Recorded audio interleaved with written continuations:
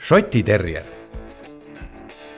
See koerake on küll üks päris paras pähkel. Suisa nõnda tugev, et on endale auga välja teeninud hüüdnime Visahing. Ta on valvsa loomuga koer, kellest õhkub vaatamata oma pisikesele kasvule jõulisust ning tegevusvalmidust. Seda madalajalgset Šoti mägismaalt pärit terrierit peetakse esmapilgul küll jonnakaks šotlaseks, ent oma perekonna ja sõprade suhtes on ta tingimusteta heasüdamlik ning rõõmsameelne. Ja kuigi ta erutub vähimagi heli puhul, on ta alati valmis oma kodu ja lähedasi kaitsma. Talle ei meeldi üksi olla. Selleks, et ta su hoovi põhjalikult üles ei kaevaks ning vahet pidamata ei hauguks, tuleb talle iga päev piisavalt tähelepanu pöörata.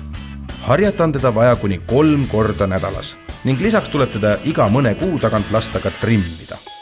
Huvitav teada, see koerake on üks vähestest, kes on saanud igavese au ja kuulsuse osaliseks. Nimelt on Washingtonis paikneval Franklin Roosevelti memoriaalil Ameerika president koos oma ustava sõbra Šoti terrier Falaga.